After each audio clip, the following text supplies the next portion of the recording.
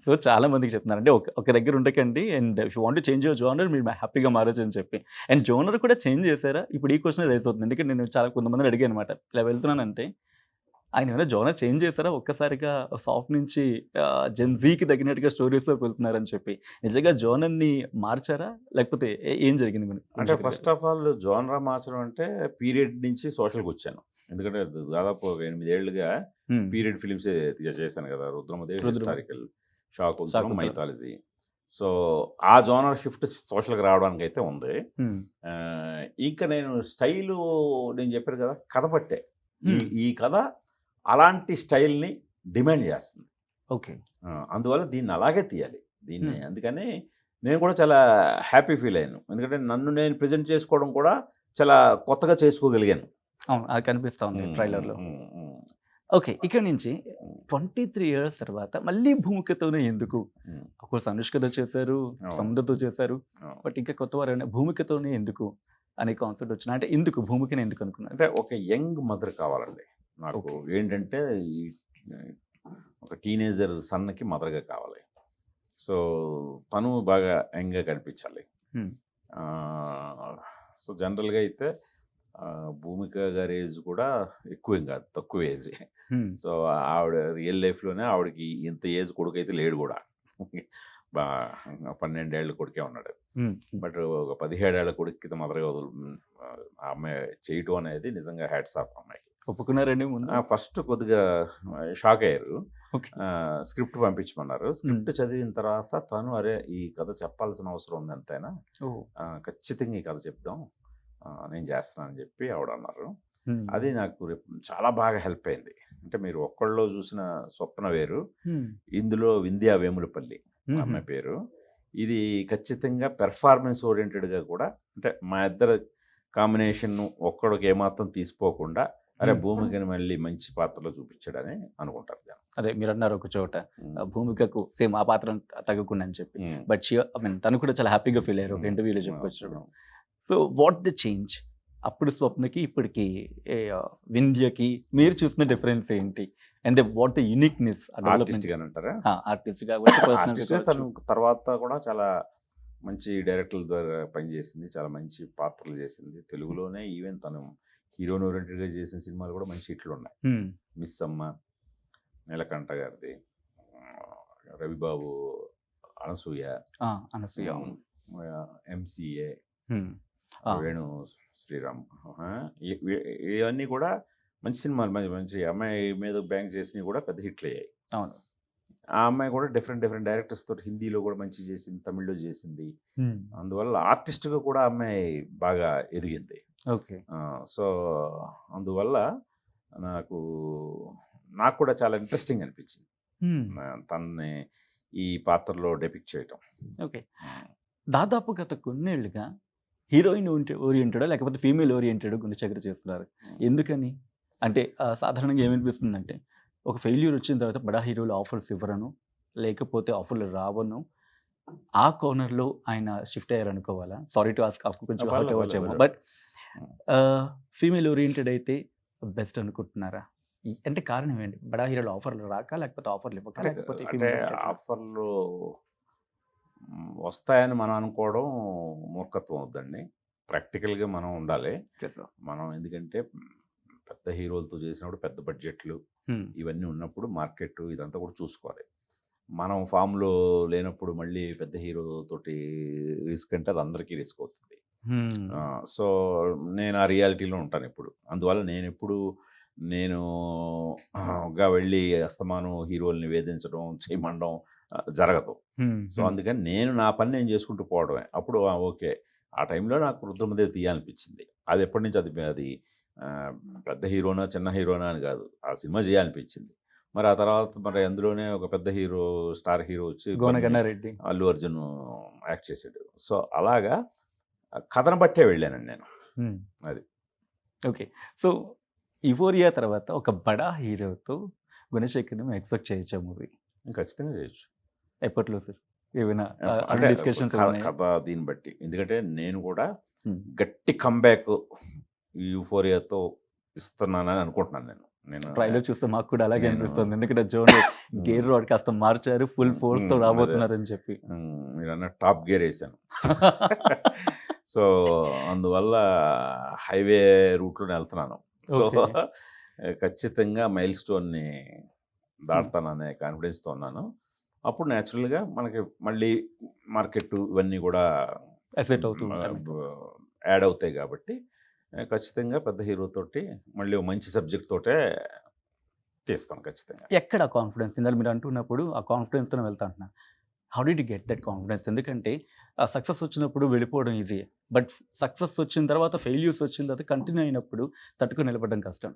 So ఎలా మీరు వాటిని బ్యాలెన్స్ చేశారు ఆ టైంలో? అంటే కథేనండి, నాకు ఇలా ఈ కథ నేను తీద్దాం అనుకొని చాలా ఎక్సైట్ అయ్యాను. సో అది విన్న వాళ్ళందరూ కూడా అంతే ఎక్సైట్ అయ్యారు. ఓకే. ఇప్పుడు చూస్తున్న వాళ్ళందరూ కూడా అదే కాన్ఫిడెన్స్ ఇస్తున్నారు నాకు. సో అందుకని ఈ కథ అనే ఒక గట్ ఫీలింగే నాకు. ఓకే. అది. ఓకే. చిరంజీవి గారి నుంచి మళ్ళీ స్టార్ట్ చేస్తాను. మీ లాఠీ నుంచి ప్రయాణం మొదలు పెడితే, లాఠీ పట్టుకున్నప్పుడు ఎలా ఉండేది సినిమా ఇండస్ట్రీ అండ్ ఈరోజు యూఫోరియా ఉమ్. ఎలా అనిపిస్తుంది సార్? దాదాపు 2 దశాబ్దాల పాటు. లాఠీ పట్టుకున్నప్పుడు అంటే అప్పటికి అంతకుముందు 2 సంవత్సరాల ముందే Hmm. రామ్ గోపాల్ వర్మ అనే ఒక పెద్ద చేంజ్ వచ్చింది ఇండస్ట్రీలో. ఆ చేంజ్ వచ్చిన తర్వాత వచ్చిన మొదటి డైరెక్టర్ నేను, నాకు తెలిసి రాము గారి తర్వాత. సో లాఠీ. ఓకే. సో అందుకని నాకు కొద్దిగా టెక్నికల్గా చెప్పే వీలు దొరికింది. అంటే కొద్దిగా టెక్నిక్ అనే పదం వాడినా కొంచెం కన్విన్స్ చేయగలిగారు. కన్విన్స్ జనం కూడా అవుతున్నారు. వాళ్ళందరూ కూడా ఈడే రామ్ గోపాలం అయిపోతాడు అనే కాన్ఫిడెన్స్ ఇండస్ట్రీకి వచ్చింది. సో దానివల్ల కొద్ది బెనిఫిట్ కూడా పొందాను నేను, నిజం చెప్పాలంటే. సో అందువల్ల చాలా అన్కాంప్రమైజ్డ్గా ఆ రోజునే ఆయన మేడికొండ మురళి గారు నా మీద బాగా ఖర్చు పెట్టే తీశారు ఆ సినిమా, లాఠీ మొదటి సినిమానే. సో అక్కడి నుంచి చాలా చేంజెస్ వచ్చాయి ఇండస్ట్రీలో. టెక్నిక్ గురించి మాట్లాడడం, తెలుగు సినిమా స్టాండర్డ్స్ని ఖచ్చితంగా ఆయన పెంచారు. సో ముందు డైరెక్షన్ డిపార్ట్మెంట్లో వాళ్ళందరికీ ఒక కొత్త దారి చూపించాడు. మీరు రియలిస్టిక్ కథలు వైపు కూడా వెళ్ళొచ్చు. ఇంకా అది పెద్ద షిఫ్ట్. అది అంతకుముందు కొద్దిగా మెలోడ్రామాటిక్ సినిమాలు ఉండేవి మన తెలుగులో. సో వీటి నుండి బయటపడండి, ఒక రియలిస్టిక్ అప్రోచ్కి రండి అని ఒక దారి వేసింది అది.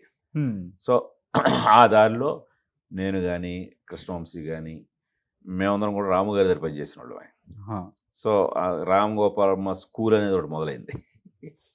మొదలయ్యి ఆ స్కూల్లో నుంచి వచ్చిన వాళ్ళందరూ కూడా చాలా క్రియేటివ్, అది రాము గారి ఇదిని కంటిన్యూ చేశారు. సో అదే అడ్వాంటేజ్ అయింది. ఆ కంటిన్యూ చేయడం నాకు తిరిగి నేను అదే ముందు నాకు ఇందా మీరు చెప్తున్నట్టే నాకు చేసిందే చేయడం ఇష్టం ఉండదండి. అందుకని లాఠీ తర్వాత సొగస్టుతర్మ అనేది ఒక చిన్న ఫ్యామిలీ డ్రామా తీశాను. దాని తర్వాత మళ్ళీ అలాంటి సినిమాలే ఛాన్సులు వచ్చాయి. ఓకే. మళ్ళీ రాజేంద్ర ప్రసాద్ గారితో ఫ్యామిలీ తీయమని ఇలాగా నాకే బోర్ కొట్టింది. అప్పుడు ఒక యూనిక్ థాట్ చేస్తే బాగుంటుందని అందరూ పిల్లలతో రామాయణం చేశాను. నేను ఈ పాయింట్ దగ్గర చెప్పాలి. మీరు తీసిన రామాయణం మా మావయ్య కూడా ఉన్నారు బాల క్యారెక్టర్, ఐ మీన్ ఆ బ్యాక్గ్రౌండ్ క్యారెక్టర్లు. నేను షాక్ తను చెప్పినప్పుడు. అయితే మీరు పెదగంచేడ సైడ్ వచ్చారు, అక్కడ స్కూల్ నుంచి తీసుకున్నారని చెప్పి. దాంట్లో మా మావయ్య కూడా ఉన్నారు అప్పుడు.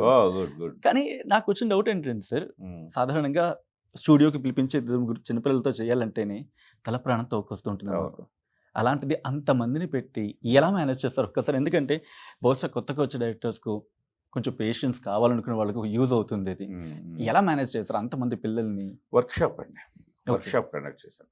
దానికి నాకు ఆ ఫిలిం మేకింగ్ కూడా, రామాయణం మేకింగ్కి నాకు అప్పుడే సలాం బాంబే అని ఒక సినిమా వచ్చింది, మీరా నాయర్ గారు డైరెక్ట్ చేశారు. స్ట్రీట్ కిడ్స్ తోటి ఈ రైల్వే ప్లాట్ఫామ్ మీద బెగ్గర్స్, స్ట్రీట్ కిడ్స్ అలాంటి వాళ్ళతో తీశారు ఆవిడ సినిమా. అది తీసినప్పుడు ఆవిడ వర్క్షాప్ అది కండక్ట్ చేశారు. సో దాని మేకింగ్ మీద సలాం బాంబే మేకింగ్ బుక్ వచ్చింది. ఓకే. సో ఆ బుక్ చదివాను నేను. సో అంటే ఇప్పుడంటే మీకు మేకింగ్లు ఇవన్నీ టీవీలో రావడం, యూట్యూబ్లో ఎంత ఈజీ అయిపోయింది. ప్రతి ఒక్కడికి మేకింగ్ ఇప్పుడు పెద్ద ఇది కాదు. సో ఆ రోజుల్లో ఒక సినిమా మేకింగ్ గురించి తెలుసుకోవడం కూడా పెద్ద Process. అడ్వెంచరే, Okay. కష్టం కూడా. సో దాంట్లో అలాగే ఆవిడ రియల్ స్ట్రీట్ కిడ్స్ని పట్టుకొని వాళ్ళందరికీ ట్రైనింగ్ ఇచ్చి తీశారు ఆవిడ ఆ సినిమా. చాలా బాగుంటుంది, ఆ మేకింగ్ స్టైల్ కానీ భలే ఉంటుంది. అందులో ఇర్ఫాన్ ఖాన్ కూడా యాక్ట్ చేశారు. సో అది అడాప్ట్ చేశానండి, Okay. ఆ కంప్లీట్ ఆ మేకింగ్ విధానం. ఓ ఇక్కడ మనం ఒక వర్క్షాప్ పెడదామండి అని చెప్పి దాదాపు 6 నెలలు వర్క్షాప్ పెట్టామండి. 6 నెలలు ఈ కిడ్స్ అందరికీ సినిమాలో దాదాపు మీకు ఒక 4,000 మంది పిల్లలు ఉంటారు. అందరూ 0 to 12 years లోపే. సో అది నాకు ఒక పెద్ద ఎక్స్పీరియన్స్ అని చెప్పాలి. ఓకే. చాలా ఎంజాయ్ చేసిన ప్రాసెస్. ఆ పర్టికులర్ మూవీ నుంచి మీరు నేర్చుకునే పాయింట్ ఇంతవరకు మీకు మూవ్ ఆన్ అవుతుంది ఏమైనా ఉందా అలాగా? ఖచ్చితంగా రామాయణం నాకు ఇచ్చిన కాన్ఫిడెన్స్, ఓ మేకింగ్ కాన్ఫిడెన్స్, నా నా తర్వాత సినిమాల్లో కాన్ఫిడెన్స్ కనిపించిందంటే ఇమీడియట్ చూడాలని ఉంది. కానీ ఒక్కడు కానీ, రుద్రమదేవి కానీ, అర్జున్ కానీ, వీటన్నిటిలోనూ నాకు రామాయణం ఇచ్చిన కాన్ఫిడెన్సే. జూనియర్ ఏంటి అని ఎలా హ్యాండిల్ చేశారు? బికాస్ పిల్లగా ఉన్నప్పుడు ఎవరైనా కొంచెం నాటీగా ఉంటూ ఉంటారు. అండ్ నేను కొంచెం చదివిందో విన్నదో కొంచెం జూనియర్ అంటే కాస్త సందడి చేశారు, హడావిడి చేసేవారు, కాస్త అప్పుడప్పుడు పేచే పెట్టేవారు. అండ్ ఎలా హ్యాండిల్ చేయగలిగారు? బికాస్ చిన్నప్పుడు చాలా ఎవరికైనా ఉంటుంది హైపర్ యాక్టివ్ అండి. ఓ చిన్నప్పుడు మామూలు హైపర్ యాక్టివ్ కాదు, ఒక వండర్ కిడ్ అని చెప్పాలి. చాలా లైవ్ వైర్. ఓ అతన్ని యాక్చువల్గా అయితే అతనికి పోవాల్సిన పాత్ర రాముడు కాదు, కోతి. అవునా సార్? హనుమంతుడి పాత్ర వాళ్ళు. ఎందుకంటే అంత చలాకీగా ఉంటాడు, కుదురుగా కూర్చోడు, అలా కాసేపు కూర్చోడు, సో అంత యాక్టివ్. మీరు చెప్తూ ఉంటే విజువలైజేషన్ అలా కదులుతుంది. తన్నే రాముడు నువ్వు సౌమ్యుడు అని చెప్పి కట్టి పడేసి ఆ పాత్ర చేయించాం. కానీ బట్ చాలా మంచి, అంటే అద్భుతమైన కూచిపూడి బ్యాక్గ్రౌండ్ నుంచి వచ్చాడు తను. అద్భుతమైన ప్రదర్శన ఇచ్చారు. వాళ్ళ మదరు తీర్చిదిద్దారు ఆవిడ. ఈ రోజున ఎన్టీఆర్ మనం అలా చూస్తున్నామంటే క్రెడిట్ వాళ్ళ మదరే. వాళ్ళ మదరు చిన్నప్పటి నుంచి తన్ని తీర్చిదిద్దారని చెప్పొచ్చు. ఓకే. ఇప్పటికీ కాన్వర్సేషన్ ఉంటుందా మీకు జూనియర్ ఎన్టీఆర్కి మధ్య? కలుస్తుంటాం అప్పుడప్పుడు. రీసెంట్గా కాన్వర్సేషన్ ఏమైనా డిస్కషన్ జరిగిందా మీ ఇద్దరు మధ్య? ఐ మీన్ నార్మల్గా. రీసెంట్గా అయితే కలలేదండి. ఓకే. బట్ కలిసినప్పుడు సరదా మాట్లాడతాం. అంటే ముందు నేను చాలా ప్రైవేట్ పర్సన్, నేను ఎక్కువ ఫంక్షన్ వాటికి పిలుస్తుంటారు, నేను వెళ్ళను. నాకు ఇల్లు ఆఫీస్ తప్ప వేరే వ్యాపకం ఉండదు. ఓకే. సో ఇలాంటి సందర్భంలో నాలాంటి కామన్ అభిమానికి సినీ ఎవరికి అనిపించేది ఏంటంటే, ఎప్పుడు మా జూనియర్ ఎన్టీఆర్తో బాలరామాయణం తీశారు, ఓకే, మరి ఇప్పుడు సినిమా ఉంటుందా? ఎప్పుడది? అది ఎందుకో జరగలేదండి. యాక్చువల్గా నాకు ఒక్కడో తర్వాత జరగాల్సింది. అర్జున్ తర్వాతే. స్క్రిప్ట్ అన్నీ ఓకే అయ్యే, జైబేరి కిషోర్ గారు ప్రొడ్యూసరు. ఆ టైంలో ఆల్మోస్ట్ ఇంకా సెట్స్కి వెళ్ళబోయే టైంలో అది రకరకాల కారణాలు జరగలేదు. ఆ స్టోరీ ఉందా సార్? అంటే అప్పుడు అనుకున్నది ఏదో, అది మళ్ళీ ఇప్పుడు అవుట్డేట్ కూడా అయిపోయి ఉంటుంది. బట్ వింటూ ఉంటాయి ఏంటంటే, ఒక స్టోరీ అనుకుంటారు, ఆ హీరోకి డేట్స్ కుదరకపోవడం వల్ల వేరే వారిని వెళ్తూ ఉంటారు, అప్రోచ్ అవుతారని చెప్పి. అలా ఏమైనా జరిగిందా జూనియర్? అలాగే ఏం జరగలేదు. ఎందుకంటే అది పర్టికులర్గా తన్ని అనుకుని ఇన్స్పైర్ చేసిన కథ అది. ఓకే. అందువల్ల మళ్ళీ ఆ కథ వేరే వాళ్ళు ఎవరికి కూడా సూట్ అవుతాం. సో అందుకనే ఇంకా అక్కడితో అయితే మనం మిస్ అయ్యమైతే. బట్ ఓకే, జూనియర్ ఎన్టీఆర్తో చేశారు. చేసిన తర్వాత నుంచి ఓకే, మళ్ళీ నెక్స్ట్ బహుశా అప్పుడప్పుడే బడింగ్ అవుతున్న హీరోస్తో చేయాలనుకుంటారు. అప్పటి నుంచి పెద్ద సినిమాలకి లేకపోతే పెద్ద హీరోలకి వెళ్ళాలనుకుంటారు. చిరంజీవి గారిని చూడాలని ఉంది అని చెప్పి ఎలా కన్విన్స్ చేశారు? నేను బాగా ఆ గట్ ఫీలింగ్ నాకు బాగా ఎక్కువ ఉండేదండి. ఇప్పటికీ అందరూ అదే మన రామాయణం తీస్తున్నప్పుడు, అసలు సోమశివతర్మ తీస్తున్నప్పుడే నాకు అది మంచి రీజనబుల్ సక్సెస్ అయింది. ఆ తర్వాత రాజేంద్ర ప్రసాద్ గారు సినిమా వస్తే కాదన్నానని అందరూ వాయించారు నన్ను.